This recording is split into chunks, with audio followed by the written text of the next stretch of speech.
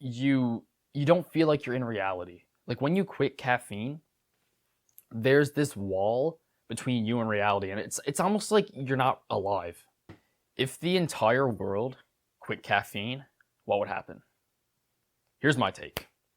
So as somebody who has was able to quit caffeine, I'm still not through, like I'm still not all the way on my journey, but I've experienced enough to understand the effects that caffeine has on your body, and I've done enough research to understand really the benefits of caffeine and the negatives of caffeine. I'm going to give you that. So I believe initially, if everybody quit caffeine, if caffeine was just wiped from the face of the earth, the first month would be terrible. It would be The Walking Dead.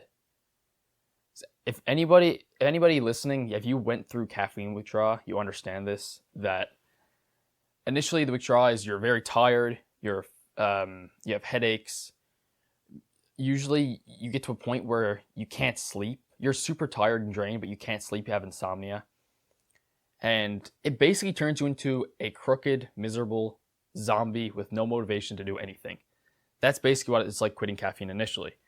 And why is this? Well, the way caffeine works is, okay, let me start with this. When you're tired, you have these adenosine receptors in your brain. And when you're tired, they signal to your brain, hey, we're tired, go to sleep, get some rest, we need to recover. And your body needs to recover every day based on what you do. So this is what happens when you get tired. But when you drink caffeine, the caffeine molecules actually bond to the adenosine receptors in your brain, and they prevent you from realizing that you're tired. So caffeine, despite popular belief, doesn't actually give you energy. It just prevents you from realizing that you're tired.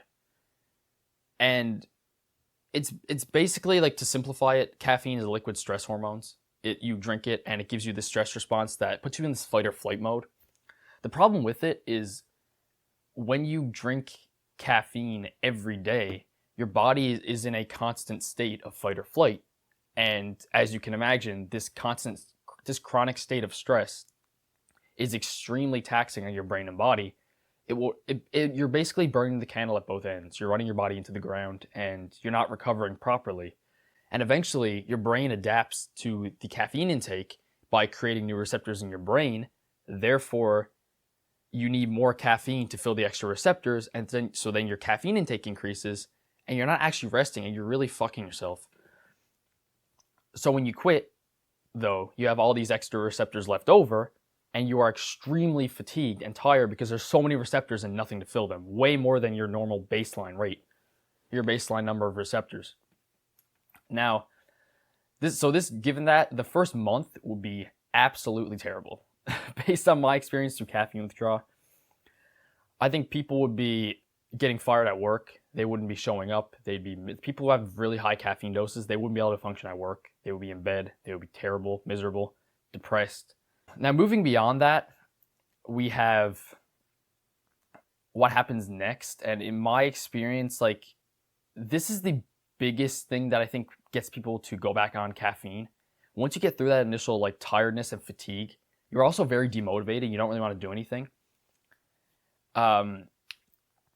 Especially the things that you normally did, like your job becomes less fulfilling. People you hang out with, maybe you don't want to see as much anymore. You don't have this dopamine source, and you're so just demotivated by your whole life. And next, I found that you experience something called derealization or depersonalization. I'm not sure the exact term, but it basically is when you don't feel like you're in reality. Like when you quit caffeine, there's this wall between you and reality, and it's almost like you're not alive. That sounds really freaky, but that's how caffeine withdrawal feels. From my experience and from what I've heard from others, it's like you can be sitting down at a table in a conversation and you feel like you're like in a simulation and everybody else doesn't exist and you're just there. You're almost like an observer. That's how it feels. And it's almost like even when you talk, you're not present. Like you're present, but you're just so in your head. Like you're almost like you're back in yourself. And there's this giant layer between you and everything. And nothing feels real. And it's really terrifying. And you can't sleep as well. So you're tired and you're really fucked up from that. And you're kind of depressed. and it's such a big negative consequences of it. There's a lot of negative withdrawal symptoms from it. It's not the end of the world, but it doesn't feel great, especially if you think this is it, like without caffeine, this is your whole state and this is never going to change. But it does get better. I didn't know that at the point when I quit caffeine, and it felt really terrible. Point being, it would take months for people to fully recover, maybe a year, depending. But the world, I believe, after everybody got through the initial caffeine withdrawal and was able to rebuild themselves into a better, more productive, a better version of yourself that doesn't rely on caffeine, that's more rested, that's more stable, and has more natural energy, get back to that baseline, I think the world would be so much better. Because after quitting caffeine, you lose the motivation to do things that you didn't want to do, and therefore you find out what you actually want to do. Like, it's this form of caffeine clarity. As in, when I quit, I really didn't like my labor job I was working. I wasn't a fan of some of my university work. Whereas before, I was on caffeine, I was on this caffeine high, and it gave me this big dopamine source. So I could, even though it gave me a lot of anxiety as well, but it gave me this dopamine source that it doesn't really matter what I was doing. Like, I could still just get through it because I had caffeine in my system. But without this drug, I just didn't have the motivation to do it because it's not something that motivated me, and I wasn't fulfilled by it, and caffeine wasn't masking that. So I was forced to really look at my life and be like, what do I really want to do? And I think that's invaluable. Like, people, if everyone quit caffeine, it would be miserable at first, but people would then realize and think, okay, what do I actually want to do? I can't depend on this drug to mask the truth of what I want. And then they figure out, oh, they try different things, and that's when they figure out what they want to do. And I think it would be truly depressing for some people trying to figure this out. Some people probably would fall back on other addictions such as alcohol or eating shitty foods or whatever else they do to cope. But people who really take advantage of this caffeine clarity would really improve their lives. And for those of you now that want to quit caffeine and not sure how, here's how I would recommend doing it.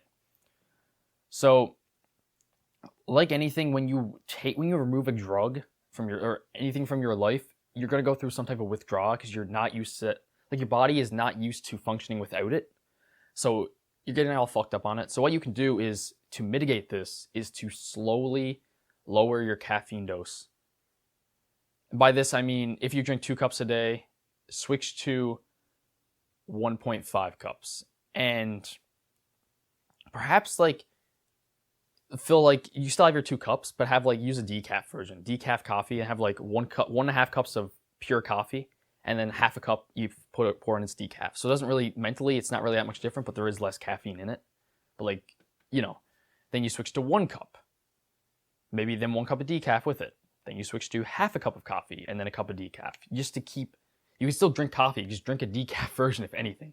And keep in mind, there is still caffeine in decaf. It's less than 15 milligrams, which is pretty negligible.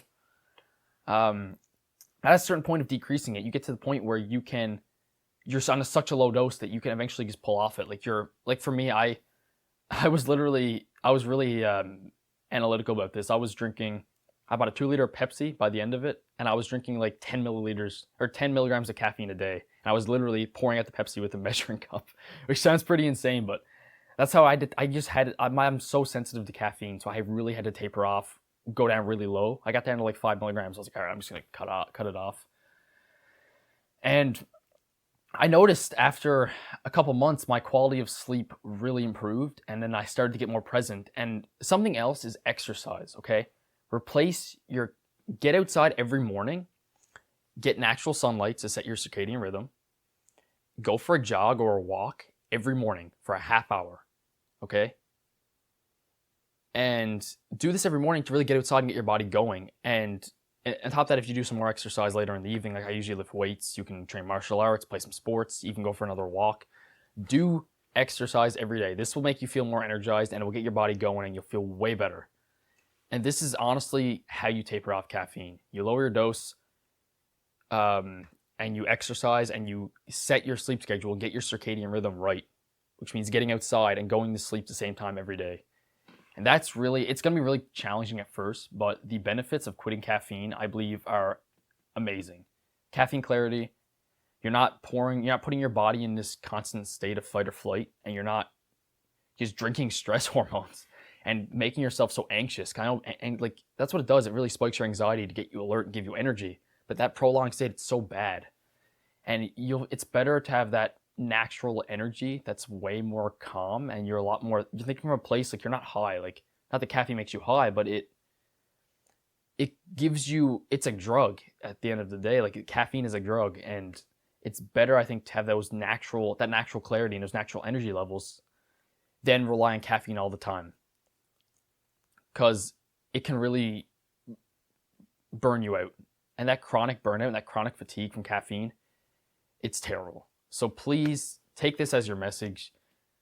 Take a break from caffeine, give it a shot. Even worst case, if you don't want to quit, cycle it or try a lower dose. One thing, like a better alternative to, if you're using coffee, switch to green tea or some type of tea. Green tea, for example, has 1/3 of the caffeine that coffee has, and it also has a high concentration of L-theanine, which is known to decrease stress and anxiety. So that could be an effective alternative to coffee. If maybe you'll function better on a lower dose, you don't actually want to quit, try this. You could also cycle it, like Monday, Wednesday, Friday, drink caffeine, other days don't have it. Problem with this, I find, like, it can be good to have days where you're sober, and other days where you're on caffeine. It gives you that, you're altering your consciousness. It could be useful, but at the same time, I found the days when I wasn't on caffeine kind of depressing and monotone. I prefer every day not be like every second day not be like that. So I preferred quitting. But yeah, don't take my word as the voice of God. Like, really try this and see how it affects you, and give it a chance. Really give it a couple weeks, give it a month, give it a few months even, and I promise you, decreasing your caffeine dose, your quality of life will improve greatly if you do this, or your money back. Give it a shot. Thanks for watching, guys. I'll see you in the next one. Peace.